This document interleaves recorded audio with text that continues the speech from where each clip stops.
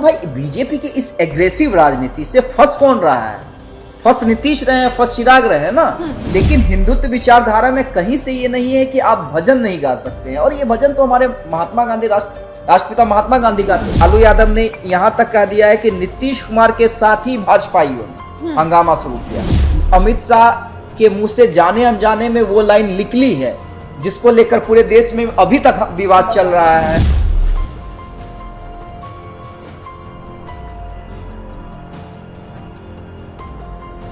रघुपति राघव राजा राम पतित पावन सीताराम। उसके बाद जो लाइन आता है वो कहीं ना कहीं पटना में जो कल हुआ उसको बवाल मचा देता है। उसके बाद जो लाइन है वो है ईश्वर अल्लाह तेरो नाम। आपको बता दें तो बीते दिन जो पूरा भारतवर्ष था वो अटल वाजपेयी की जयंती मना रहा था। ऐसे में पटना के बापू सभागार में भी इस जयंती को मनाया गया और वहां पर लोक प्रसिद्ध गायिका देवी मौजूद थी। वो गाती हैं, लेकिन उनका एक जो गाना है वहां पर गाती हैं जिसकी वजह से जो लोग हैं भाजपा, ऐसा कहा जा रहा है कि वहां पे भाजपा के कुछ युवा लोग मौजूद थे जिन्होंने ऐसा बवाल काट दिया। वहां पे देवी जब गाना स्टार्ट करती हैं तो ईश्वर अल्लाह तेरो नाम, इस लाइन को सुनते ही जो फ्रंट रो में कुछ युवा लड़के मौजूद थे उन्होंने चिल्लाना शुरू कर दिया। उसके बाद से देवी को माफी तक मांगनी पड़ती है। लेकिन बड़ा सवाल ये किया जा रहा है कि एक और जहां भारत को सेकुलर देश कहा जाता है, क्या गाने के कुछ पंक्तियों से ये सेकुलरिज्म खत्म हो जाता है? क्योंकि देवी को माफी तक मांगनी पड़ी और देवी ने ये कहा है कि उनके हिसाब से मानवता सबसे बड़ा धर्म है। इस विषय पर चर्चा करने के लिए हमारे साथ देशवा न्यूज़ के चीफ एडिटर अमित सर हैं। सर, देवी ने जिस तरीके से कल गाना गाया, काफ़ी प्रसिद्ध गायिका हैं, क्या लग रहा है कि उनका जो गाना है हर लोग सुनते हैं, लेकिन जब ईश्वर अल्लाह उन्होंने बोला तो जो फ्रंट रो में कुछ लड़के मौजूद थे बापू सभागार में, वो अचानक से चिल्लाने लगते हैं। क्या दिखा रहा है कि अल्लाह के नाम से उन्हें दिक्कत हुई या फिर वजह कुछ और थी? नहीं, कंप्लीट है कि अल्लाह के नाम से दिक्कत हुई।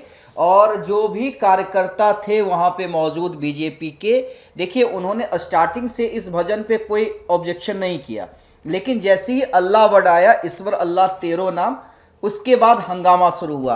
और हंगामे का आलम ये था कि देवी को माफ़ी मांगनी पड़ी। उसके बाद जय श्री राम के नारे लगे।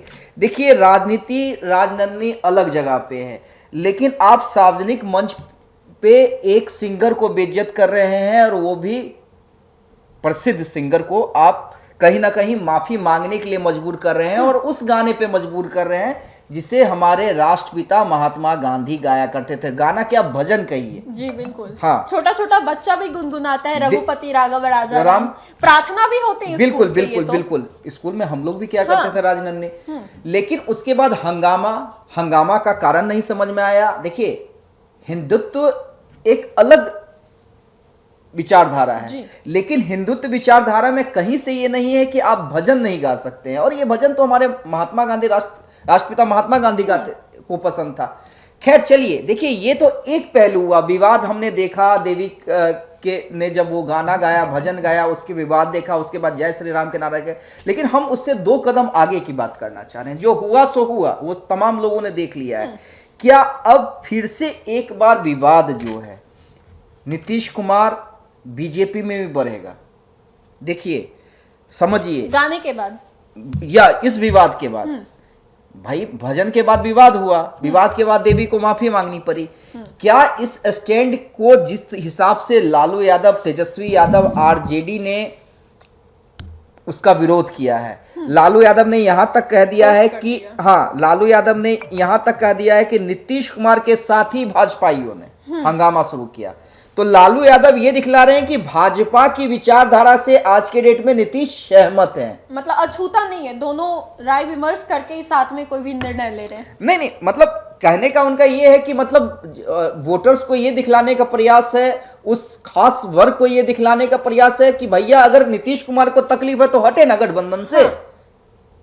आप तो साथ हैं, आप ये कर नहीं रहे हैं, हार्ड रिएक्शन दे नहीं रहे हैं, या विरोध नहीं कर रहे हैं, या आपत्ति भी दर्ज नहीं करवा रहे हैं। और आपत्ति निश्चित रूप से देखिए कहीं ना कहीं जेडीयू के प्रवक्ता करवाएंगे तो जरूर, लेकिन ये मैसेज आप देखिए एक के बाद एक गलत मैसेज जा रहा है, नीतीश कुमार के लिए परेशानी बढ़ रही है। देखिए, नीतीश कुमार को सिर्फ सीएम का चेहरा मान लेने से कि नीतीश सीएम का चेहरा होंगे उनकी परेशानियां दूर नहीं होंगी। जिस हिसाब से अंबेडकर को लेकर बवाल हुआ, अमित शाह के मुंह से जाने अनजाने में वो लाइन निकली है जिसको लेकर पूरे देश में अभी तक विवाद चल रहा है।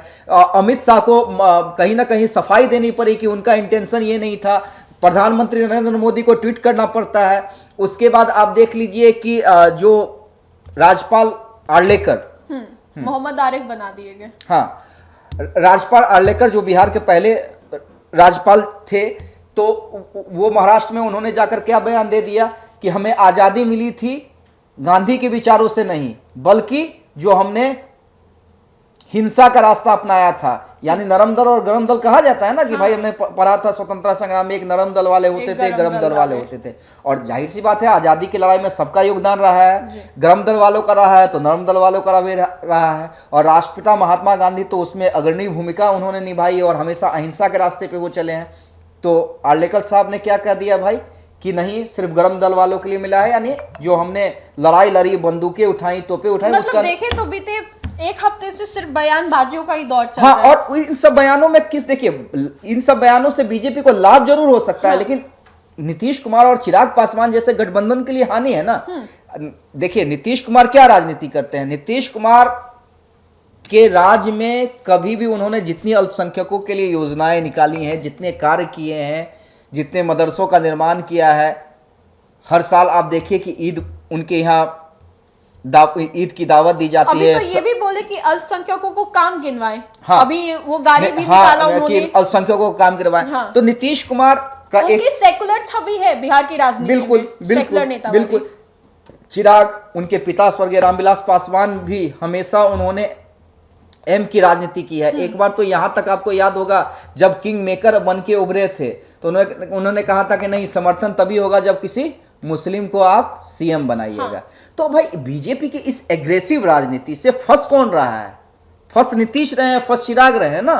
बीजेपी तो अपना सनातन धर्म को मेंटेन कर रही है। उनके वोटर्स के लिए ये स्ट्रांग है पॉइंट कि अभी भी वो स्टैंड ले रही है। लेकिन नीतीश और चिराग को हाँ, लेकिन ये जो स्टैंड एक गायिका के खिलाफ लेना, उससे सार्वजनिक मंच से माफी मंगवाना, ये कहीं ना कहीं मतलब ज्यादा हो गया, एक्सट्रीम लेवल पे चला गया, जो नहीं होना चाहिए था, जो कंट्रोल किया जा सकता था। मुझे नहीं लगता है, मैंने उस पूरा क्लिप को देखा है कि देवी की भावना कहीं से ऐसी नहीं रही कि मैं ऐसा कुछ कंट्रोवर्सी पैदा करूं। वो तो भजन गा रही थी और ये भजन तो सबको पसंद है।